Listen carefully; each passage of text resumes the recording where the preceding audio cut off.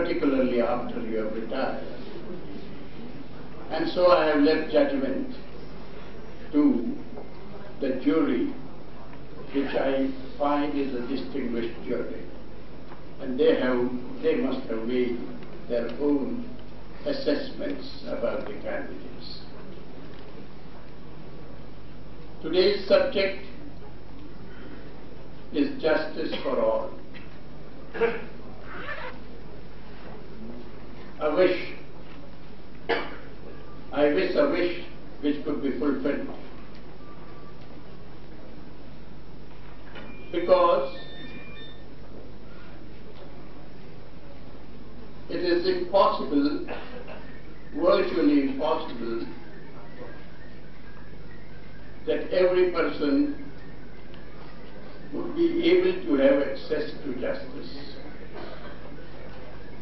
There are various constraints which play their roles, making it difficult for every individual to seek justice. Our endeavor should, however, be that justice is administered to everyone and with a sense of dispatch, a sense of urgency, so that it is delivered within a reasonable time. How to make it possible? I think the only way you can do it is through systemic changes. You cannot afford to run the judicial system and also expect justice to be delivered to everyone if you still have as a carriage a bullock cart. And it was therefore very correctly stated by Lord Delvin some years ago that if we were to run our business establishments in the manner in which we run our courts or judicial system, we would long have become bankrupt. It is easy to say that you need systemic changes. It is easy to indulge in expressing platitudes,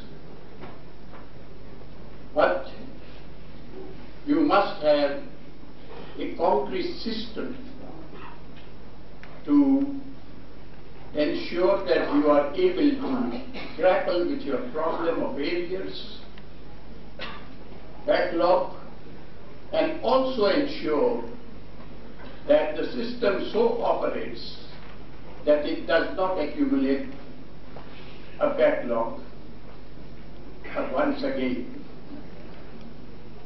I think in this era of technology, a proper and effective use of technology can certainly bring down the arrears. You have now to target the trial courts, because once you are able to target the trial courts, which have a vast accumulation of cases, you will automatically be able to reduce the upward movement of cases to the high courts and to the Supreme Court. I had to start to grapple with this problem in the Supreme Court, because if at that time I were to talk about trial courts, perhaps people would have taken it as a jargon and forgotten about it. Let me give you a little idea of how one can target or grapple or deal with the problem of areas in trial courts. The first thing which we must all remember, that litigation in the trial court has different patterns, and those patterns change from district to district. You cannot therefore find a solution which works across the board, but you will have to find solutions by developing modules of the pattern of litigation of different types. If you go to an industrial township, the pattern of litigation is different. You move to a district which is agrarian, the pattern of litigation is totally different. You move to a commercial township, the pattern of litigation is different. Can you ever find one solution to all these patterns? I don't want to illustrate many patterns. Therefore, what is now required to be done, and since the law minister is here and Justice Saikya is here, we did it with Justice Saikya was heading that body which I had set up under the aegis of the National Judicial Academy, and for 1 year I think he and other members, Dipankar Gupta was also there, they toured the entire country, and Justice Saikya prepared a report. Unfortunately, the report got a little delayed and came to me in February 1997, leaving little time for me to push it into the pipeline.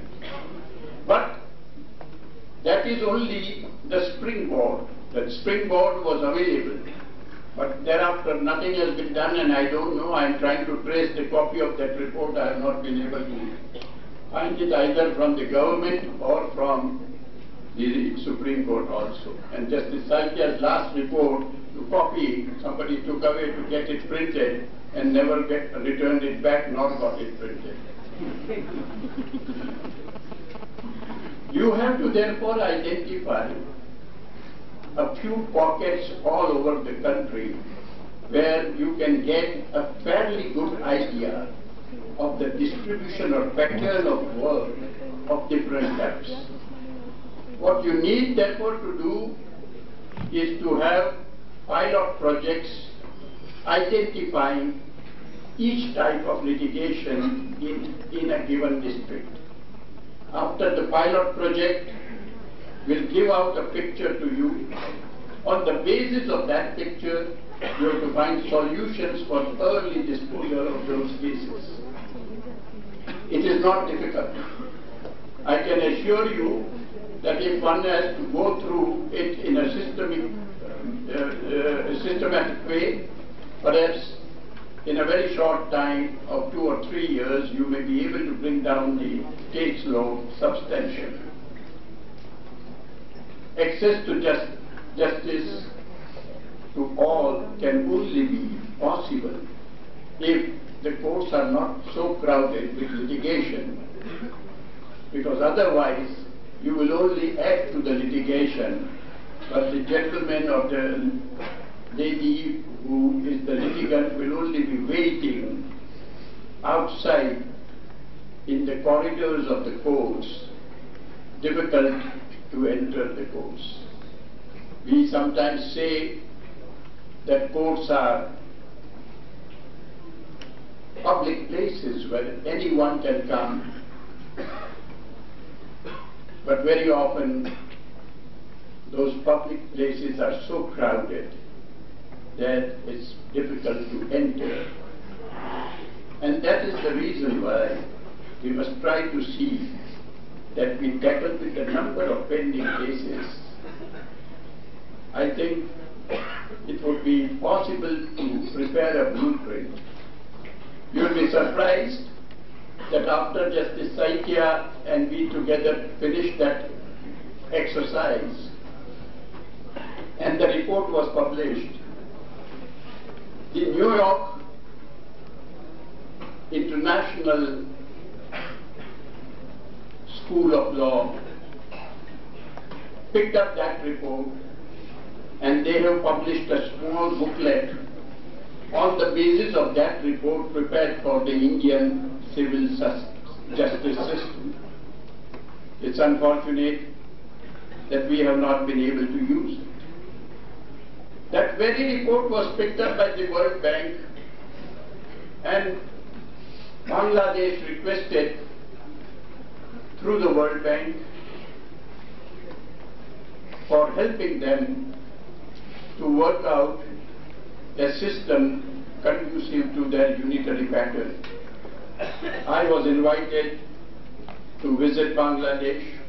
I visited Bangladesh on 3 or 4 occasions, and we prepared a report for Bangladesh judicial system, and I'm happy to say that the government is implementing that report. So my friends, somebody very rightly told me once, I received a letter from someone who were facilitators in that report, because after Bangladesh, Pakistan picked up that report and they wanted to make it, just modify it, and the gentleman wrote to me a letter in which he added 2 lines, which I would like to mention. He said, whoever would have thought that out of all countries, Pakistan would pick up a report meant for Indian civil justice system. That was a telling remark. And when I mentioned it to one of my successors in office, he in a light-hearted manner said, Justice Ahmadi, let it come from foreign, it will be accepted. So, my friends, we have to make a sincere effort. We have been doing very often patchwork. Patchwork will not help you. It is time to replace the rug, and it is therefore important that we work out a blueprint which has to be completed within a certain time. It is possible to do it. I am quite confident it's possible to do it. And I am sure if we could do it in the Supreme Court, we could do it in the trial courts as well. And that will bring about access to justice by all. Thank you very much. Well, he has cleared his valuable time when Parliament is in session, and I request him, our Law Minister, to address it.